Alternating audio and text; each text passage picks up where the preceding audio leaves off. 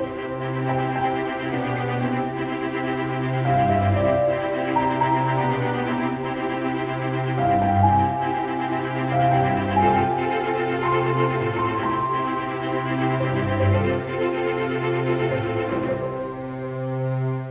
everyone and welcome back to Superboy Beyond, and we are still celebrating Spooktober, and we are returning to the Justice League animated series, which almost the entirety of Spooktober is just Justice League animated series, except for the thing that we're going to have right at the end as our bonus episode for the month.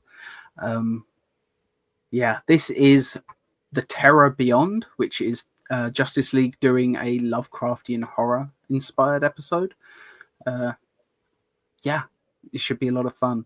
If this is your first time watching one of our commentaries, it's not like a typical YouTube reaction video. You'll need your own copy of the show to watch alongside us, but there will be a heavily filtered version up there in the middle. It's purely so you can keep in time with us if someone knocks at the door or phones you or something. You know, it lets you get back in sync easy.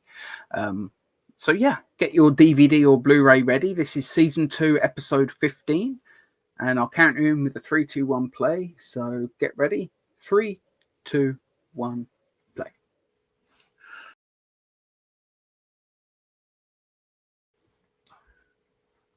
So here we go.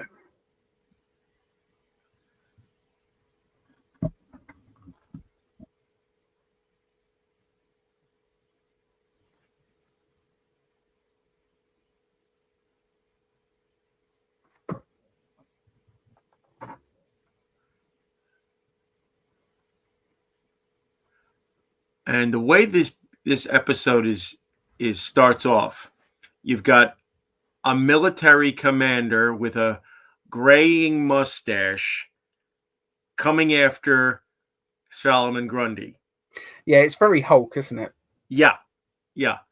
That's not the only bit about Marvel that's going to be here.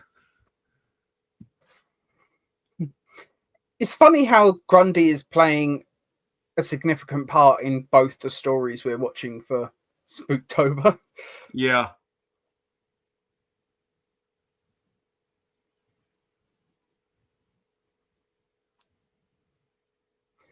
You know, Grundy's a fun villain. I'm always happy to see him. Even if he is just a big brute that doesn't really think very much.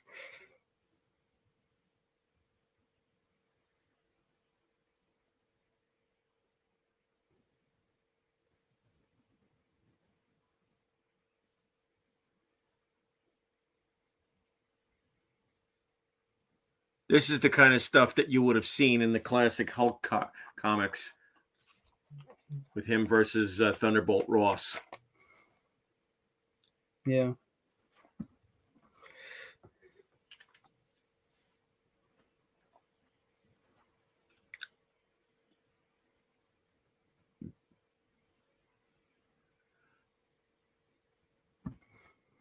Oh dear.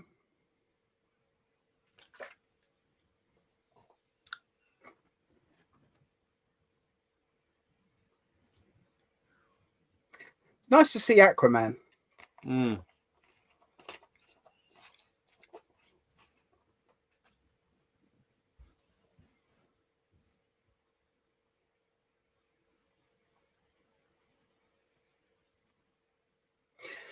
It's odd though that Aquaman is helping Grundy.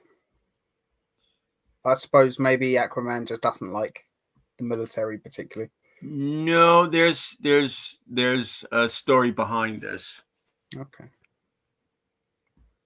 So they have a history, or is it going to be in this episode? It's going to be in this episode. Okay, that's fine then. Don't tell me. And here are the Justice League walking in slow-mo. And this is one of the few episodes that does not feature Kevin Conroy as Batman. Batman's not in this one? Nope. I always just assumed he was in basically every episode because he was the most popular hero at that time.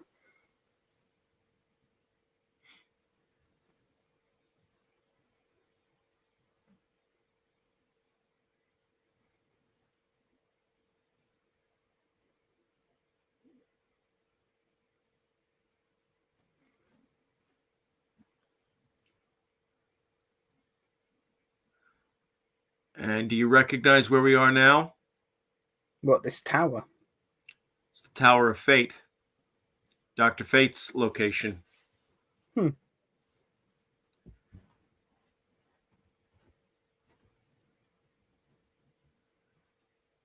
And yeah, this episode, I believe it said, was written by Dwayne McDuffie, who many people will know from his work with Static. Yep. Rest in peace. He was one of the probably one of the best writers DC had in their animated TV and movies. Great loss for comic book writing, for sure. Indeed, indeed. I still would have loved to have seen his 100%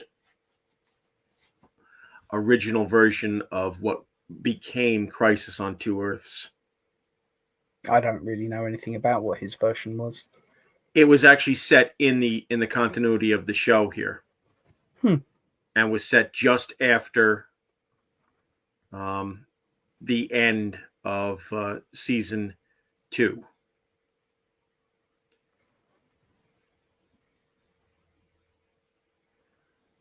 Okay, so now we've got Dr. Fate, now voiced by the great Oded Fair.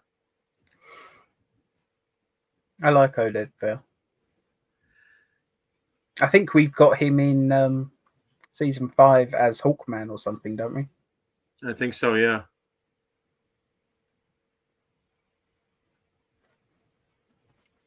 Obviously, I'm a big fan of his just from the Mummy movies. And don't forget his turn in Deuce Bigalow, Male Gigolo. I forgot he was in that. It's been a long time since I've seen that. I think I saw it when it first released and never again. It might be one I have to go back and revisit at some point, because while the majority of Rob Schneider's content has been utter crap, he did have a couple of good projects here and there. They were just very, very rare. So now we're seeing Solomon Grundy's origin. Set during the 1930s, he's a gangster named Cyrus Gold. And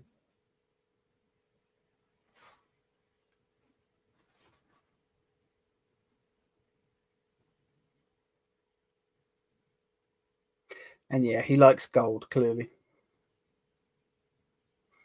I like that even when he was just a regular guy, he still had the white hair. Sometimes the white hair is part of when he becomes zombified, but it's interesting that even as a regular human, he's still got just pure white hair there.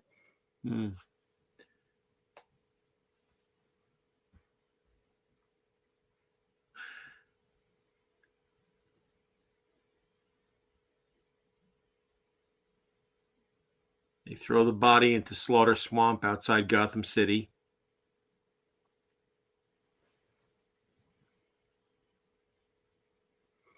And you can tell why they cast Oded Fair as Dr. Fate for this voiceover, because it reminds me so much of the voiceovers he does for the first 2 Mummy movies.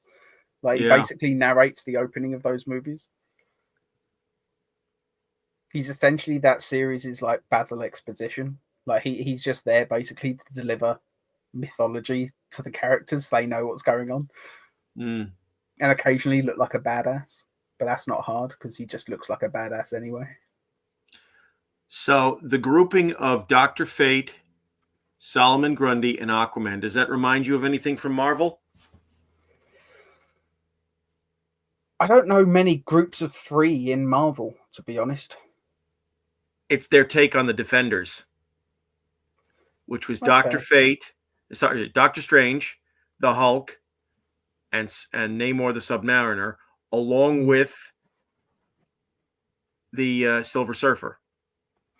See, I've never been a big Defenders guy, to be honest. I'm not a huge Marvel guy anyway, but pretty much all I know about the Defenders was the Netflix series, which wasn't very good. So, yeah, I'm talking about the real version, the classic version. Yeah. Completely different team, you know. And classically, the Defenders also had a few other members. They had Nighthawk. They had Valkyrie, and they're essentially going to do that a little bit here. It's a shame the Netflix Defenders series sucked, because it would, I was excited for that show. I wish they could have still done a second season, because they would have learnt from their mistakes from season 1.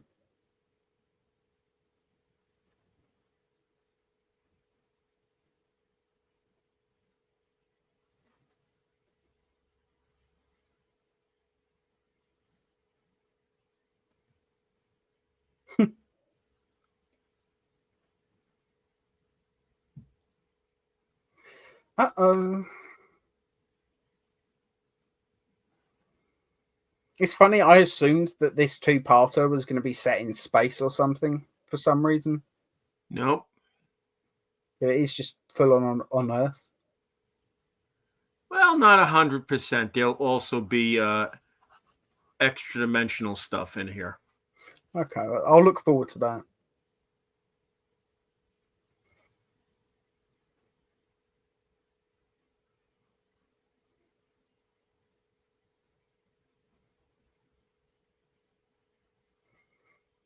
I guess there's a little bit of magic in them or something. Yep.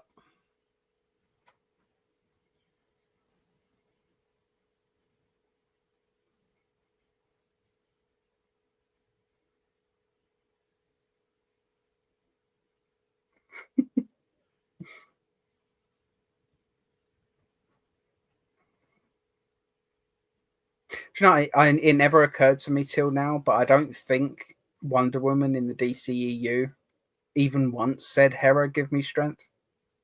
Nope. That seems like a missed opportunity.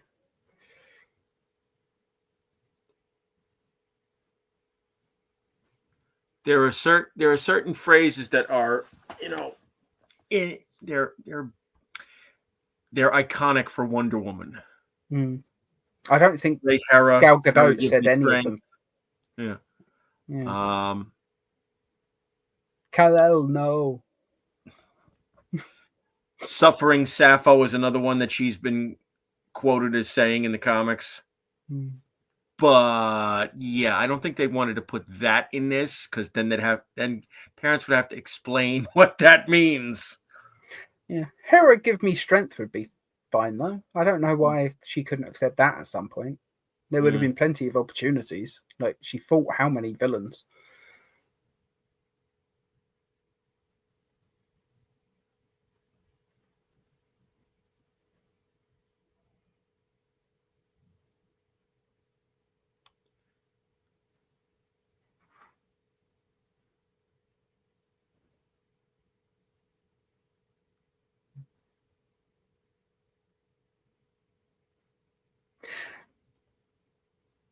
Nice moment, but what do those guards think they're actually going to do if Hawk Girl was determined to get past them? I'm fairly sure she could probably not much. Yeah, she would just wipe the floor with them. Yeah. Although I don't know how strong this version of Hawk Girl actually is. She seems to be quite the warrior, so I assume she would still be able to do it pretty easily.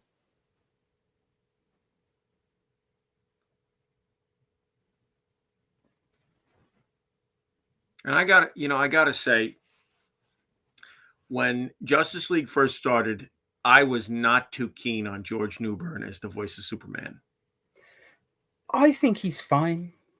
He grew on me, because he's not my favorite. Tim Daly at this point, Yeah, I prefer Tim Daly, I must admit, but I think Newbern does a good job. And some of the interviews that he's done over the years, saying, how do you, they ask him, how do you do Superman's voice? And he says, well, I'm a dad, and you have to look at it like this.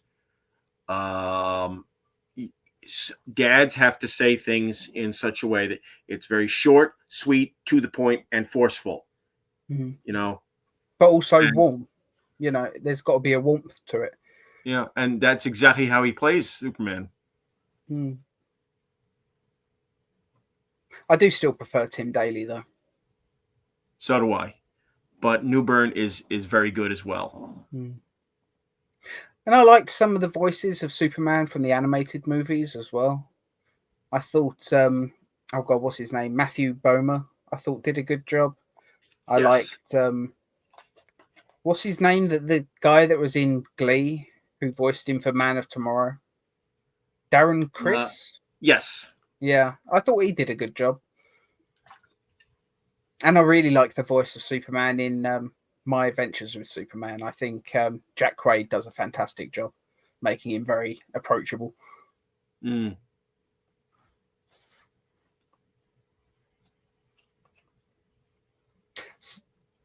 So what are like Aquaman and Fate trying to cure Grundy or something? Turn him human again or something?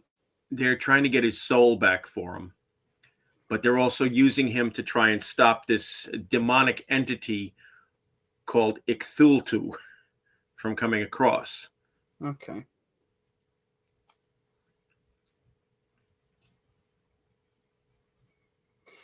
Oh, come on. Don't interfere. Well, the problem is that neither Fate nor Inza are telling them what's going on. You know, and Yeah. that's the problem with a lot of these sorcerer characters from both Marvel and DC. Yeah, they don't tend to let people in on what they're thinking, do they? No, it's basically just action, and that's it.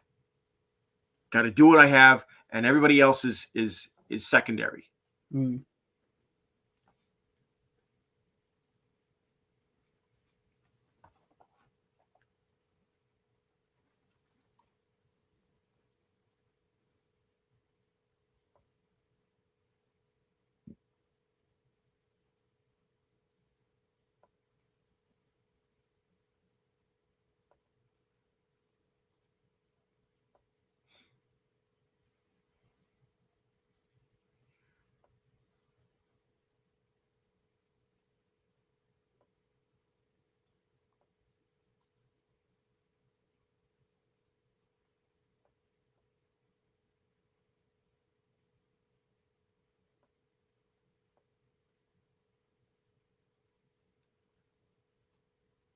So Fate's magic is Pretty damn not powerful. effective on Hawkgirl's mace. Is it not? I just assumed that she was strong enough to fight back, Nope. you know.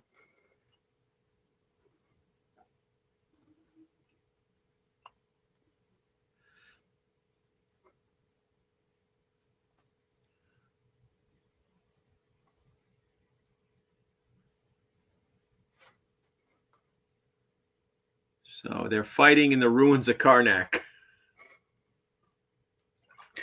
Yeah, there are some archaeologists who are going to be very angry about this. Well, yes and no. Yes, because it's Karnak, but no, because it's not the real Karnak. Oh, are they still in like the I assumed they'd fallen through into the real world at some point during the fight. No, I'm saying it's not like, real because it's just a cartoon. Yeah, but yeah. I meant archaeologists within the DC universe would be furious. Oh yeah, that I'm sure of. Yeah, for a second I thought you were saying it was just like a dream world type thing in this alternate dimension that they're in.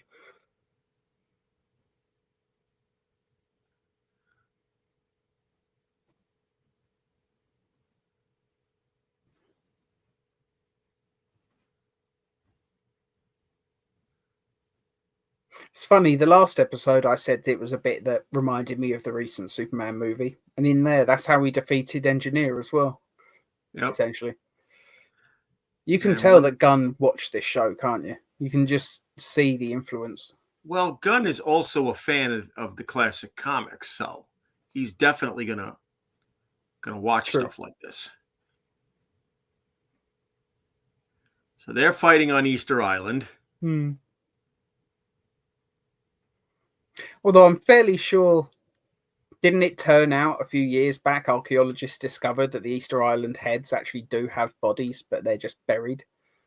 I think so, yeah. Yeah. But I think that was after this episode was. Yeah. After, yeah.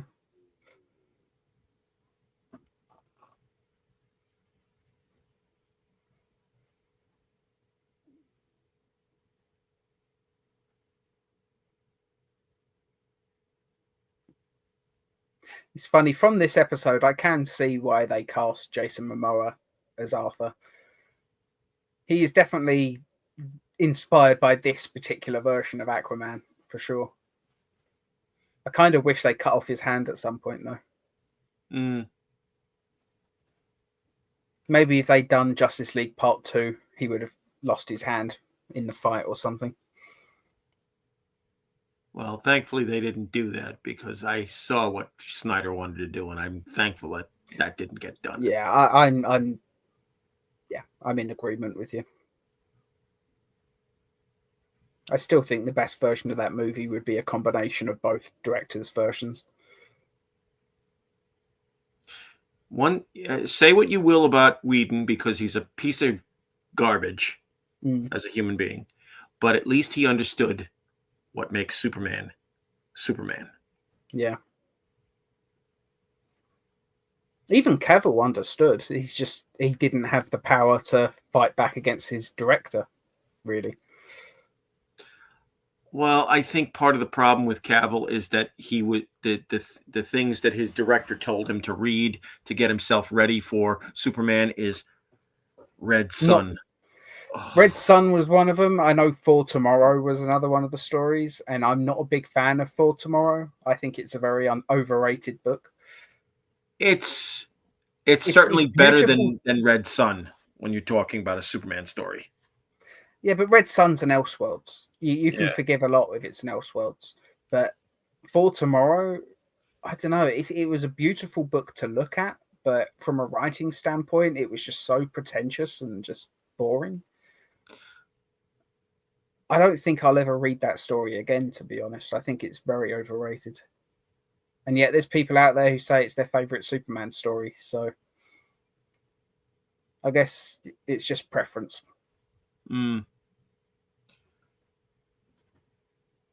It's funny how we've returned to the Infinite Staircase from the previous episode. Well, the Infinite Staircase was something that was established in the classic Dr. Fate comics and Adventure comics. It's funny how both the horror themed episodes we're watching for Spooktober, they both have like a MC Escher influence going on.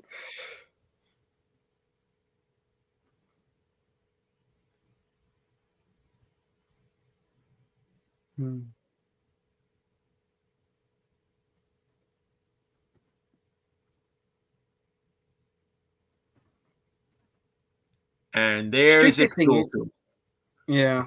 The stupid thing is with this, if Fate had just explained when they first arrived, the whole fight sequence could have been avoided. But again, that's typical, sorcerer arrogance. It's also just typical television as well. Half the plot lines on TV could be solved if the characters just had a conversation. How many misunderstandings in sitcoms could be avoided if someone just said, "Oh, I'm sorry, I didn't know you were in here." Exactly. Anyway, that was season 2, episode 15, The Terror Beyond, part 1. And I'll be honest, I'm liking this episode more than the previous ones that we watched on this month. I think it's a good storyline. I'm really enjoying the characters. It's, as you say, it's always fun seeing like a magician type character who is just so arrogant that he feels like he doesn't have to explain himself ever. Even Doctor Strange is much the same way. I think more so in the comics than the movies, but still, even in the movies, in the second film, Multiverse of Madness, like the multiversal council, whatever, with like Patrick Stewart now on it, they say like the most dangerous person in the to the multiverse is usually Doctor Strange, and I guess it's just because that's a trope with magicians. Yeah, but I thought that was a lot of fun, and I'm anxious to get into the next episode. So should we just move straight on? Yeah. Okay. We'll see you next week with part 2. Bye.